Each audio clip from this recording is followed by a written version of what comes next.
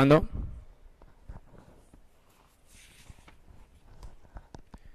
Buenas tardes.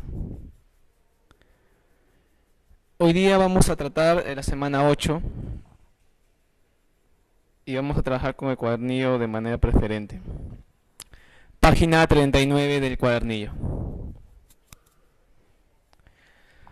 El sumario nos indica la literatura española de los siglos XVIII y XIX. Neoclasicismo con Leandro Fernández de Moratín y su drama costumbrista El sí de las niñas. Y romanticismo con Gustavo Adolfo Domínguez Bastidas, que utilizó el seudónimo de Gustavo Adolfo Bécquer, y su obra Rimas y su obra Leyendas.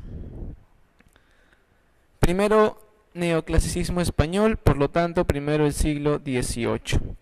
El contexto va a ser la llegada de Felipe V a Madrid en 1701. Felipe V va a ser el primer rey de la nueva dinastía en España en esa época, que va a ser la dinastía de los Borbones. En el siglo anterior, siglo XVI, siglo XVII, el reino español estuvo bajo el régimen de la Casa de Austria, los Habsburgo. Los Habsburgo van a ser la casa dominante a partir de la ascensión de Carlos I de España, y hablamos de eso cuando vimos el siglo de oro español.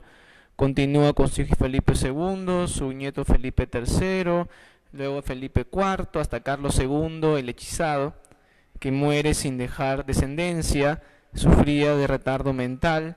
Este rey lamentable simboliza el lamentable estado en el que estaba España a fines del siglo XVII. Su muerte implica el acabamiento de la dinastía Habsburgo, la Casa de Austria, y asciende la Casa Borbónica de la corona francesa. Hubo una guerra por la sucesión y Felipe V llega a Madrid en 1701 para afrontar conflictos e instaurar una nueva dinastía que reina en España hasta el día de hoy. Así que los reyes de España, este rey que la otra vez le gritó a Hugo Chávez, no sé si se acuerdan, le dice, ¿por qué no te callas?, ¿verdad? Es un Borbón todavía. España gobernada por la dinastía borbónica durante el siglo XVIII implica que España sea francesa desde el poder. Entonces la influencia de Francia fue muy importante. Esto pasaba en toda Europa. El afrancesamiento era lo común. Y en Francia durante el siglo XVII la norma literaria fue el neoclasicismo. Entonces el neoclasicismo llega a España en el XVIII y se va a instaurar como la corriente literaria predominante. Se ha dicho bastante que el siglo XVIII es un siglo pero muy pobre en producción, y esto podría ser tan emblemático que inclusive el sí de las niñas, que sería la obra más importante del neoclasicismo, no está publicada en el XVIII, sino que fue llevada a escena en los primeros años del XIX. Muy sintomático, ¿verdad? Moratín va a ser un autor tardío del neoclásico. A ver, esto es relativo, no se debe considerar que el siglo XVIII es un siglo tan malo. El siglo XVIII fue un siglo de erudición, un siglo de obras bastante importantes en sentido académico. Se funda la Real Academia Española a inicios del XVIII, por ejemplo. Es una época no tanto de creación artística, pero sí una importante producción erudita, porque la literatura neoclásica tiene una finalidad didáctica, un apego a la verosímil, que hace que la literatura pierda fantasía, pierda ganas de encantar y se encasille más en enseñar, ¿verdad?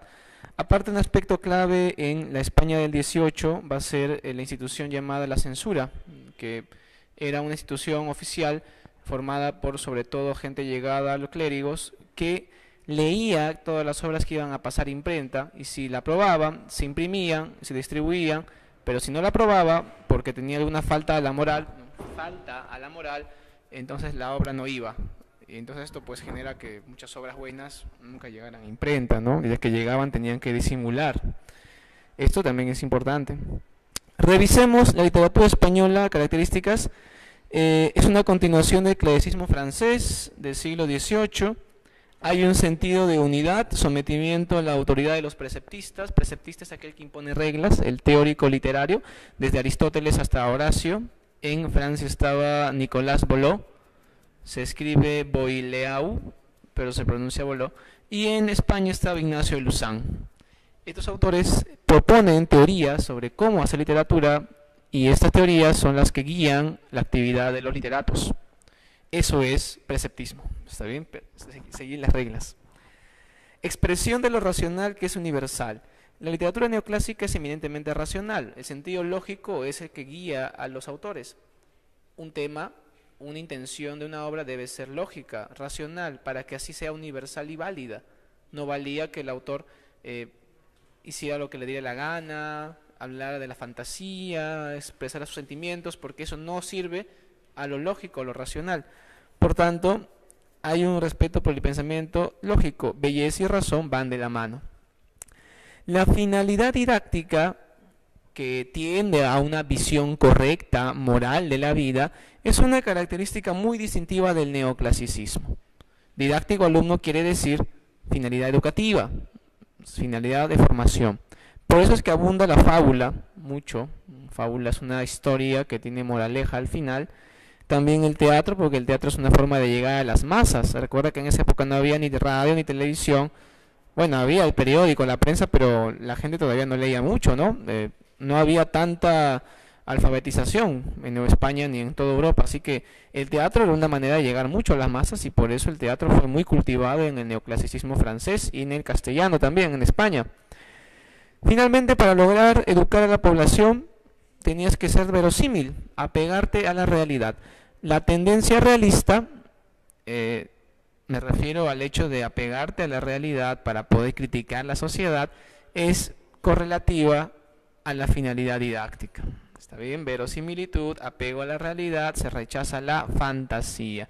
Entonces las obras neoclásicas, en el teatro de Moratín, por ejemplo, son de tendencia realista.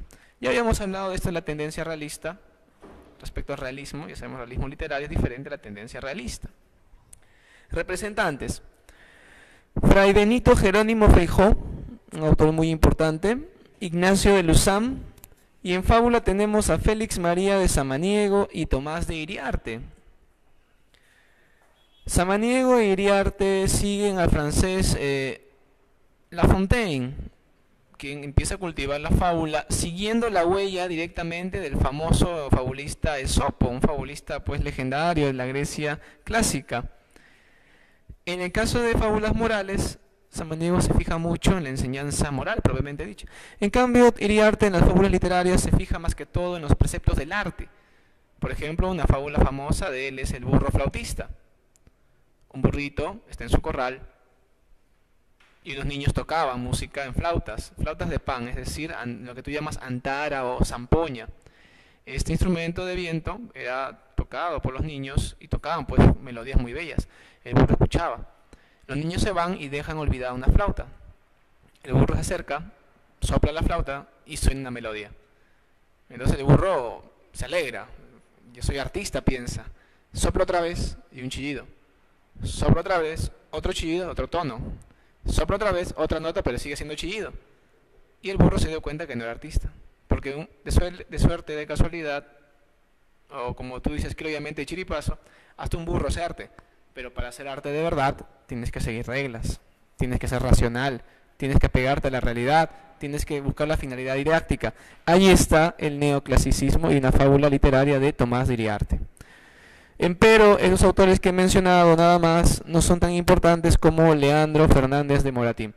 Es positivo decir Leandro Fernández de Moratín porque su padre, Nicolás, también fue un importante autor, es decir, Nicolás Fernández de Moratín. Otro lado es Leandro Fernández de Moratín. Mucho cuidado, no confundir con el padre. Es Leandro Fernández de Moratín. ¿Ya? Él escribió obras de teatro. Su obra de teatro corresponde a la comedia neoclásica. Y sabemos que comedia en el contexto del teatro español, por tradición, implica obra de teatro. Comedia neoclásico, obra de teatro neoclásica. ¿Se acuerdan que hablamos de eso en la clase pasada, no? En España, por tradición, las obras de teatro son llamadas comedias. Entonces allí revisamos comedias en sí de las niñas, El viejo y la niña, La mojigata, La comedia nueva o El café, donde en esta última hace una crítica hacia los autores de teatro de su época. En la prosa, Los orígenes del teatro español, es un libro de historia, y en las traducciones tradujo a su admiradísimo Molière, El médico a palos, La escuela de maridos, son obras de teatro de Molière, son comedias de Molière, esas sí son comedias de Molière, y también Hamlet de Shakespeare, una gran traducción del inglés al castellano que he leído y que es muy buena, muy buen traductor. Elena Fernández de Moratín fue el afrancesado por excelencia. Desde que él era niño, en su casa había muchas reuniones literarias. Su padre era un importante activista literario, era un hombre que hacía reuniones, veladas literarias en su casa, y Leandro desde pequeño tuvo contacto con los grandes escritores de su época. También leyó mucho a Molière y lo siguió en el teatro. Lamentablemente para Leandro Fernández de Moratín, la época napoleónica fue un momento clave. Él ya rayaba los 40 años y estaba pasando los 40 años cuando se da este acontecimiento tan vergonzoso para la corona española. Carlos IV y su hijo, el príncipe Fernando VII, hicieron el ridículo ante Napoleón, quien les pide dejarlos pasar por su territorio para castigar a Portugal, que había traicionado un pacto, y los portugueses, la familia real huye a Brasil, estuvieron en Brasil. Una vez que tuvieron tomada Portugal, Napoleón no tuvo mejor idea que decirle al rey Carlos IV: yo quiero ahora que sea tu territorio también tomado por mis tropas. Carlos IV dijo: no sé, que decida mi hijo, y le da la corona a Fernando. Fernando dijo: bueno, Napoleón, que está la corona, amigo. Y Napoleón dijo: me pesa mucho, toma a José, y se la dio a José Bonaparte, su hermano. Así que la corona pasó de mano en mano vergonzosamente. En este contexto, el pueblo español, porque la nobleza, su cúpula dirigente, demostraba mucha mediocridad, pusilanimidad, ellos se rebelan y empiezan las guerras napoleónicas en España. Moratín, en lugar de apoyar estas guerras, en lugar de haberse manifestado en contra de los franceses, él apoyó todo momento a Francia. Por lo que cuando los españoles logran derrotar a los ejércitos napoleónicos, Moratín tuvo que escapar para no ser ejecutado por traidor y murió en París. O sea, nunca volvió a su patria por traición relativa a su patria. Moratín, por lo tanto, fue un afrancesado hasta literalmente su muerte, murió en París.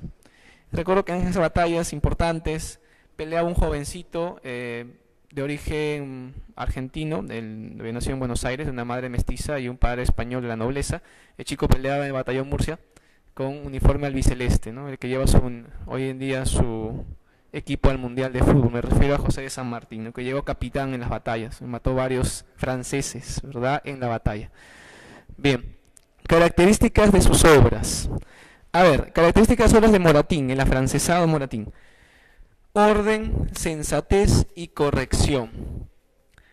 Eso se refiere a que su obra es una obra regida por la racionalidad y el equilibrio. Recuerda que el neoclásico es un movimiento que predomina todo lo que te he indicado, razón, didactismo, todo eso, pero también hay un aspecto clave que es la imitación de los ideales estéticos clásicos de Grecia y Roma. Entonces, el equilibrio es una de las máximas que daban pues los latinos y los griegos, sobre todo respecto al arte. Orden, sensatez y corrección, es un arte mesurado. Su producción teatral, escrita a fines del siglo XVIII y principios del XIX, se encuadra en el terreno de la comedia neoclásica. Ya hemos dicho, ¿no?, en el sentido de la obra de teatro neoclásica. Yo recuerdo mucho que uno de sus grandes hits, por decirlo de alguna manera, fue El viejo y la niña, publicada, significa llevada al teatro a fines del siglo XVIII.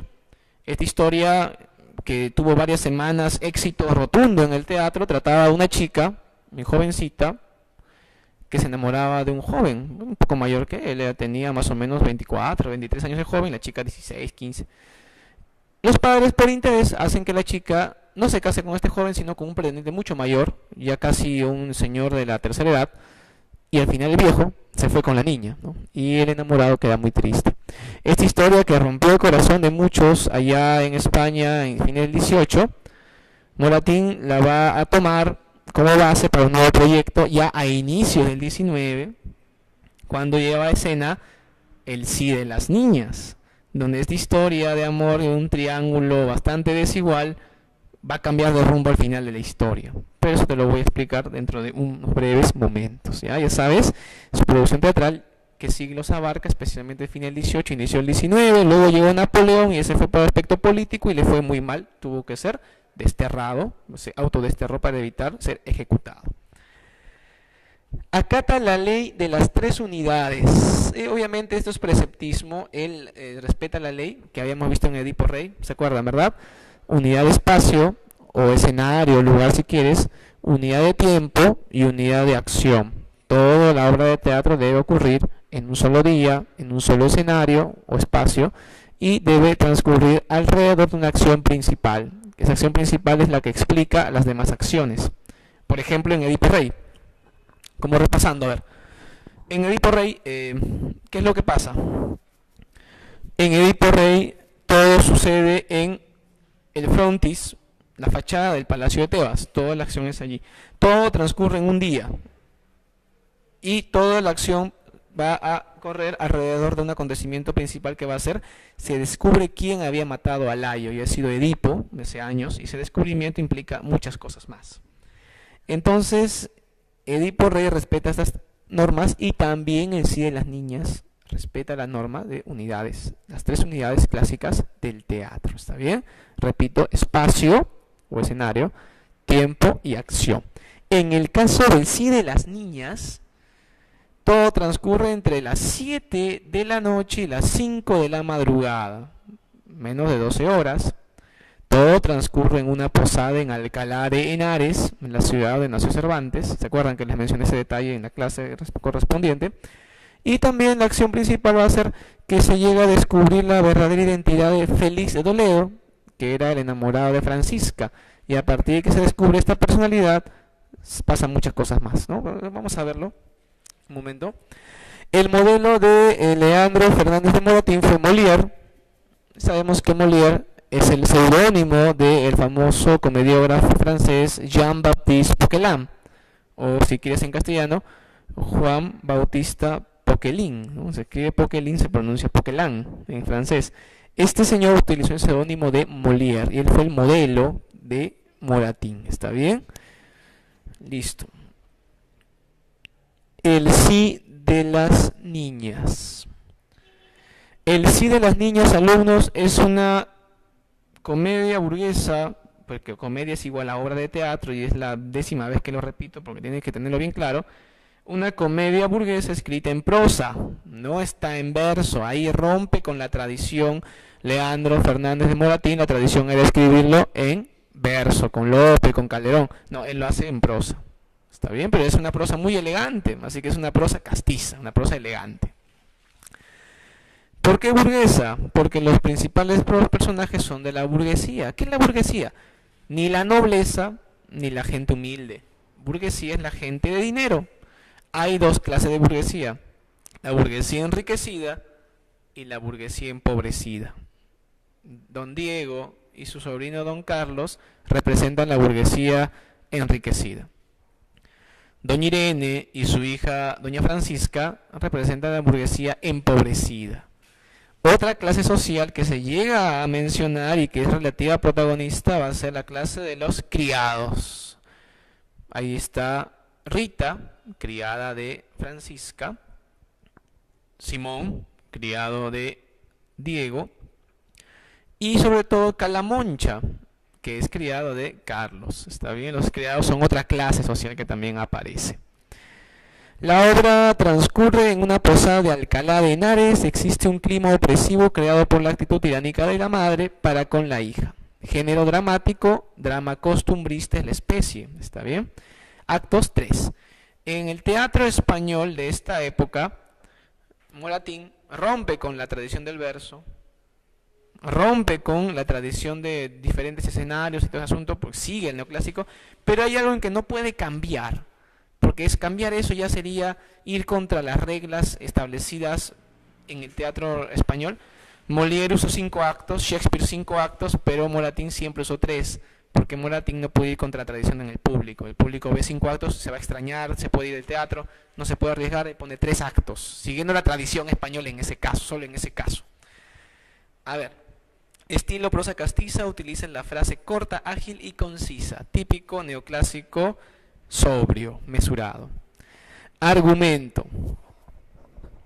Acto primero. Don Diego, un hombre de 59 años, burgués adinerado, solterón empedernido, decide cambiar de vida, alumnos, y elige como novia a doña Francisca, una jovencita.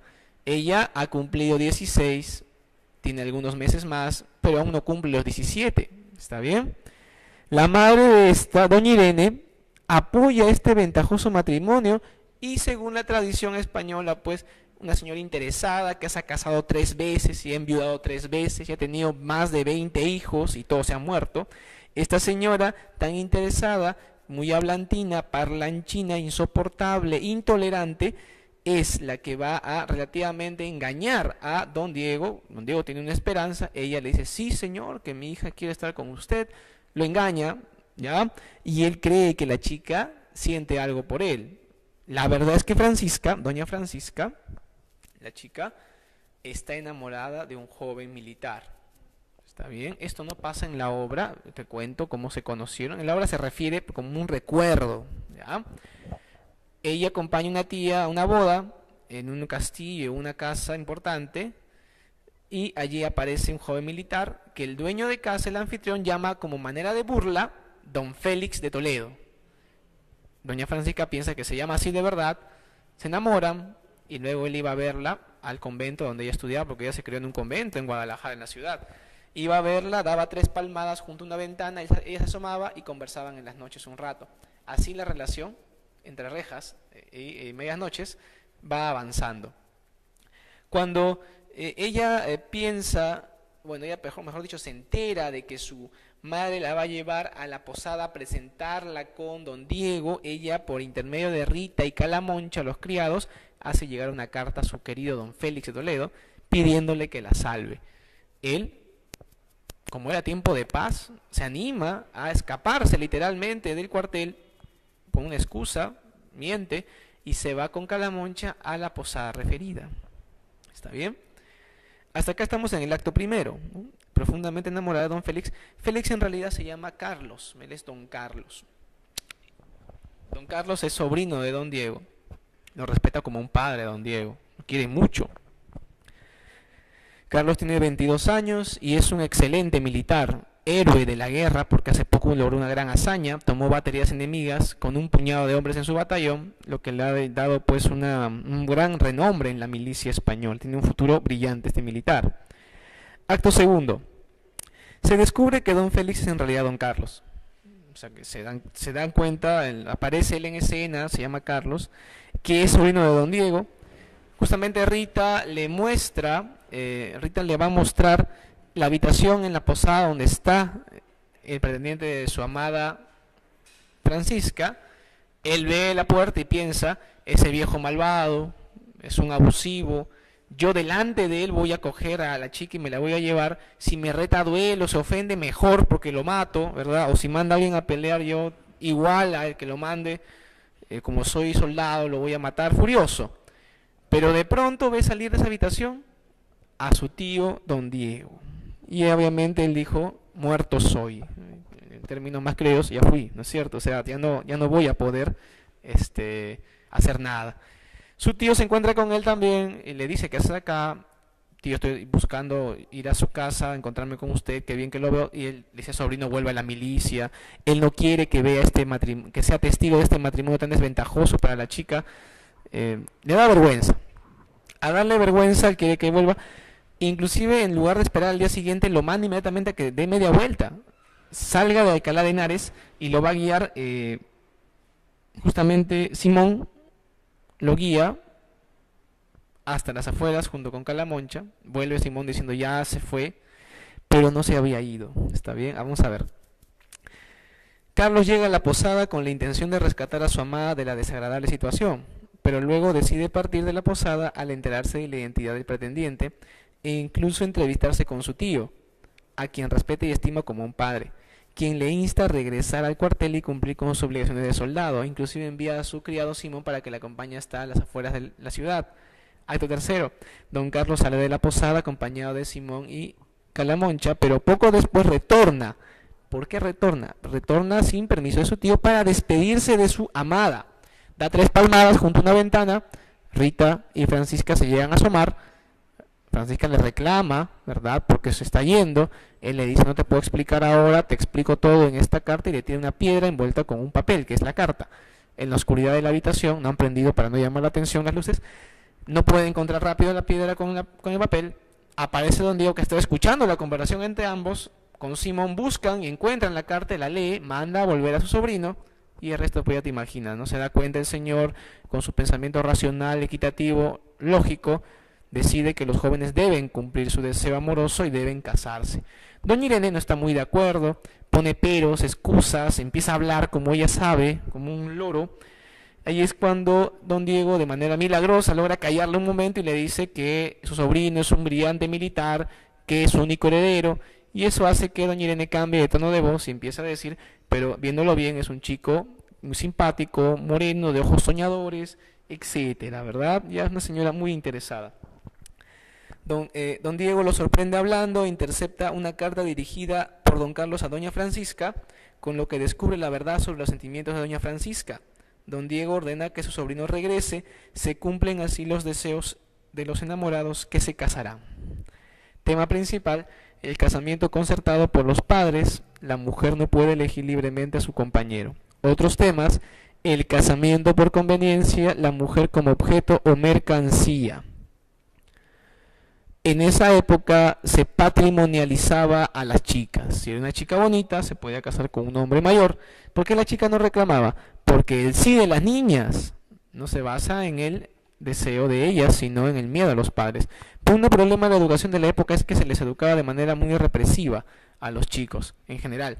Lo que decían los mayores, eso era. Esto corresponde a un pensamiento ideológico muy caduco en la sociedad española. Dios creó al ser humano debe de obedecer a Dios. Si el padre creó al hijo y la madre también crea al hijo, el hijo debe obedecer a la madre y el padre como si fueran Dios. Este pensamiento tan arcaico daba pues pie a una educación muy represiva contra la cual estaba Moratín, y le demuestra en sus obras, donde los chicos tienen que tratar de rebelarse frente a los mayores. Muy bien.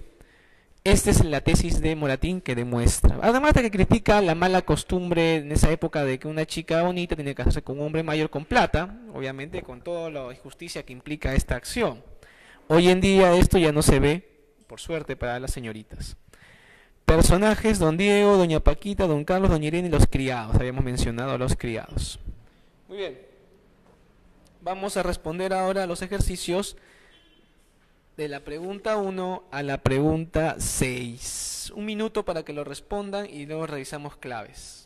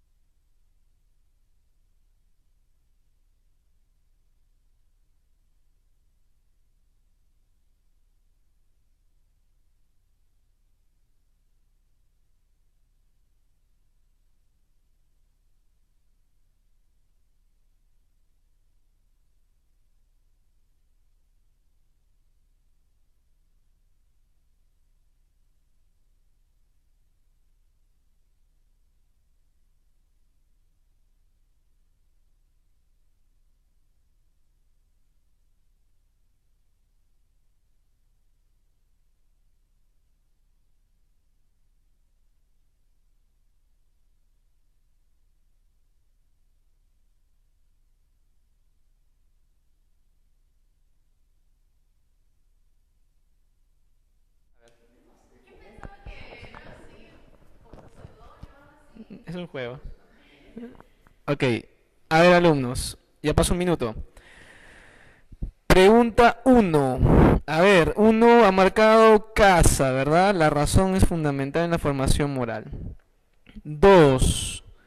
Enano, ¿verdad? La razón. 3. Dedo, ¿verdad? La primera es falsa. No sé, el orden es lógico, cronológico, no se rompe nada no se utilizan técnicas narrativas obviamente de vanguardia acá. La segunda es verdadera, la tercera es falsa.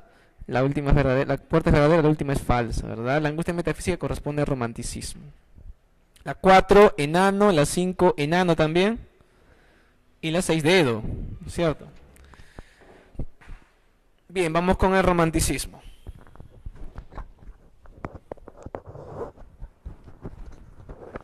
El romanticismo español, siglo XIX. Ya para las primeras décadas del siglo XIX, España se ve influenciada por el romanticismo. Corresponde al reinado de Fernando VII, el que vuelve de la jaula dorada que tenía en Francia con Napoleón, su amigo, toma las riendas de España y hace una persecución de los liberales que habían estado luchando contra los franceses.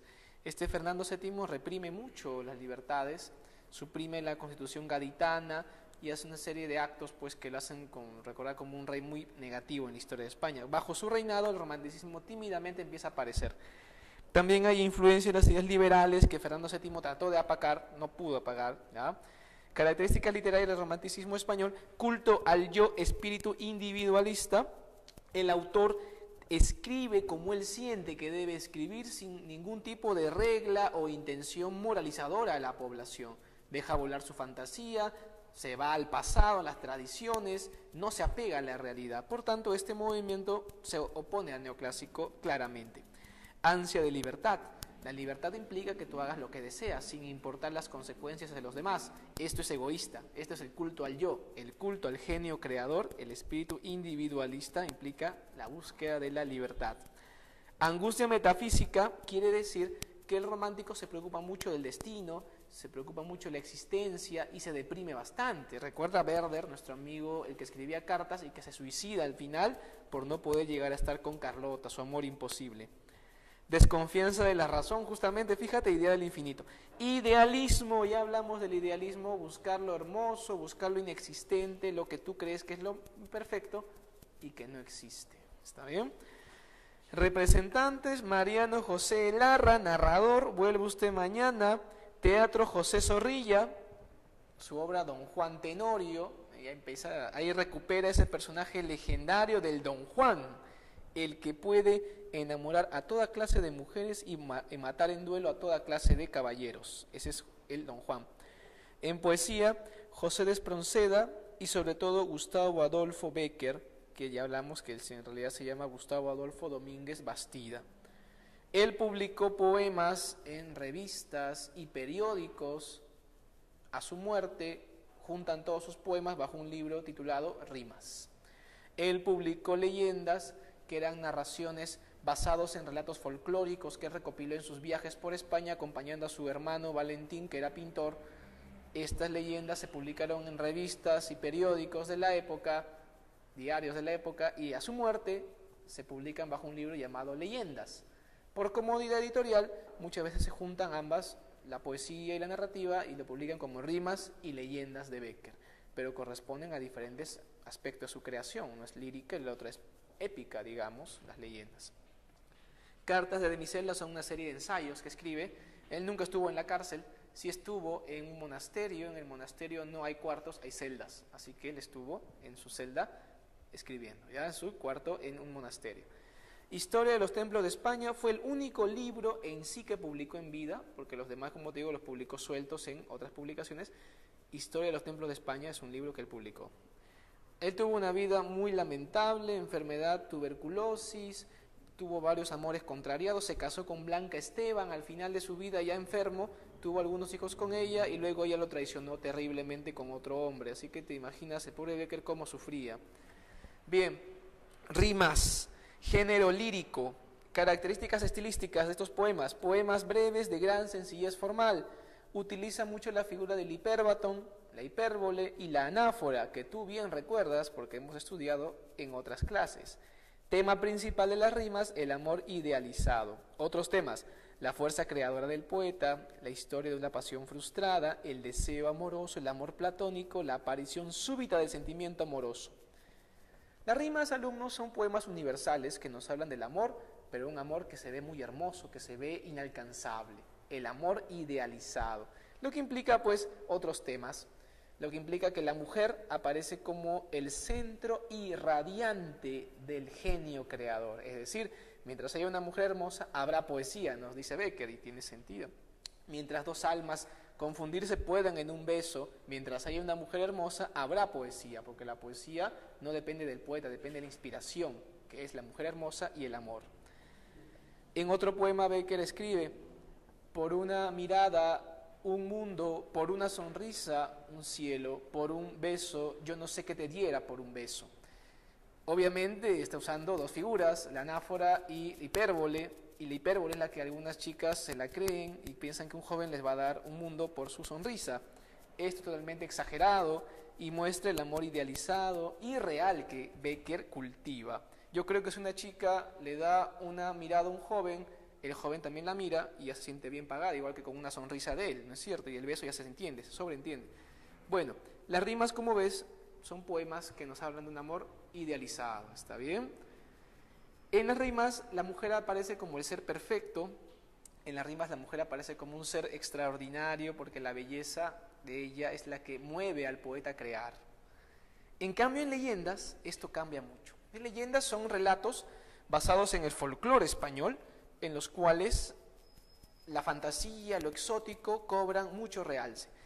Él viajó por España, recopiló estas leyendas, las publica, La Jorca de Oro, Los Ojos Verdes, El Rayo de Luna, Maese Pérez, El Organista. Por ejemplo, en Los Ojos Verdes aparece una mujer muy hermosa en una caída de agua en el bosque.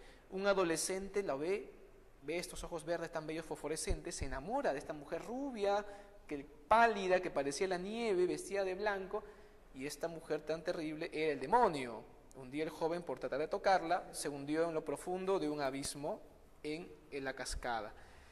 Entonces la mujer hermosa aparece como el instrumento de la perdición, el instrumento diabólico.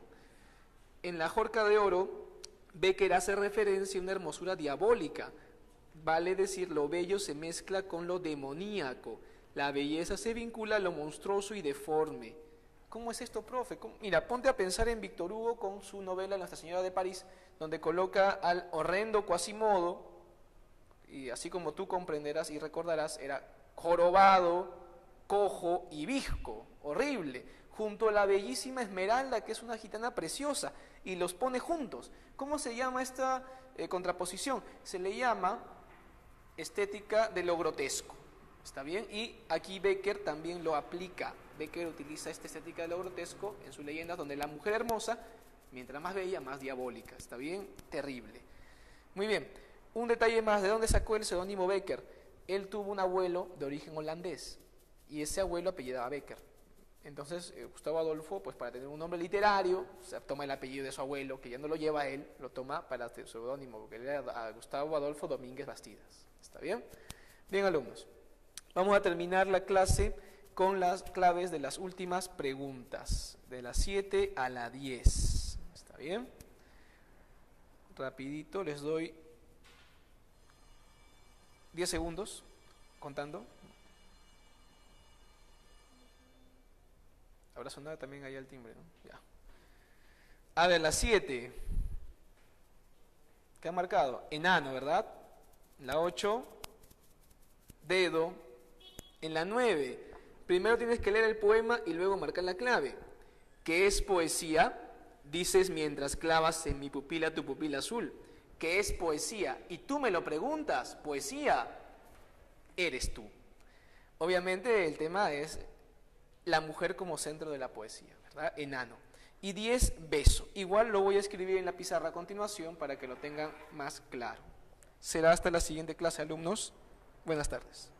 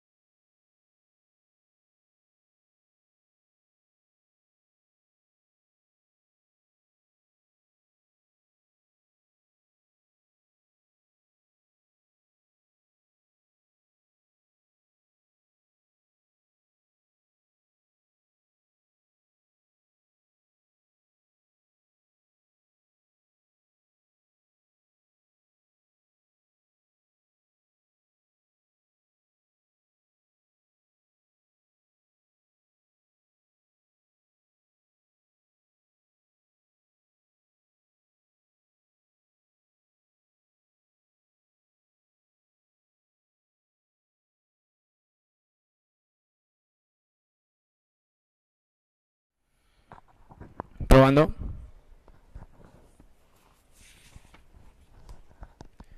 Buenas tardes. Hoy día vamos a tratar la semana 8 y vamos a trabajar con el cuadernillo de manera preferente. Página 39 del cuadernillo.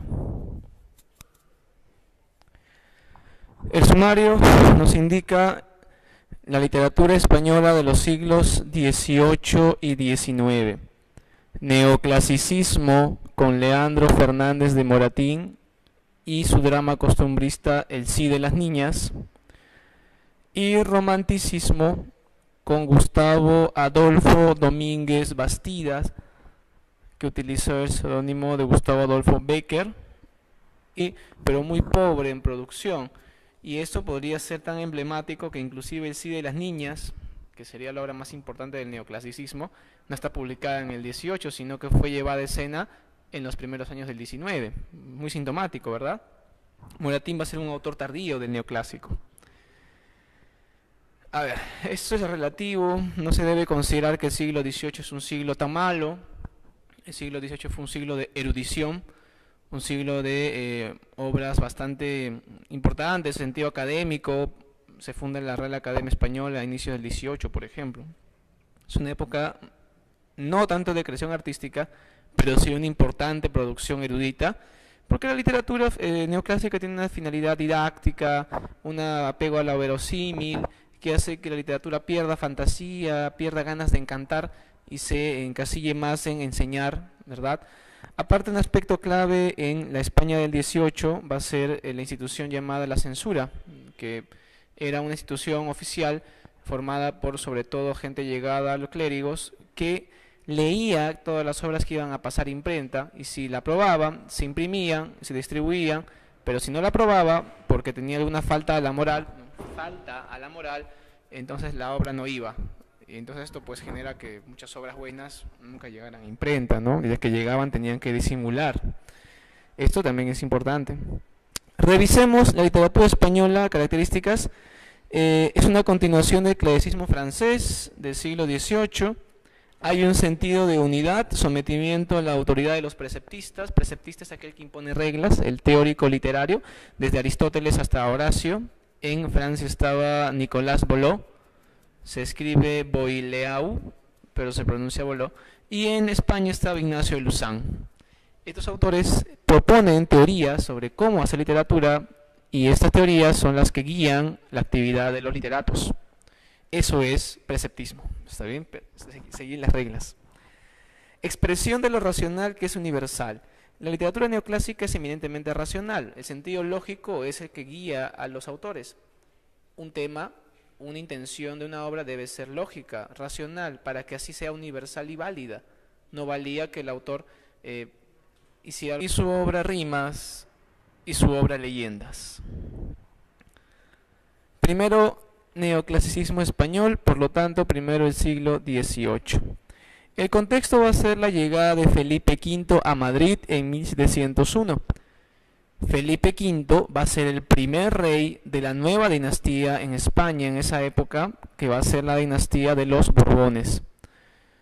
En el siglo anterior, siglo XVI, siglo XVII,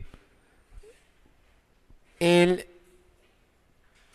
reino español estuvo bajo el régimen de la Casa de Austria, los Habsburgo. Los Habsburgo van a ser la casa dominante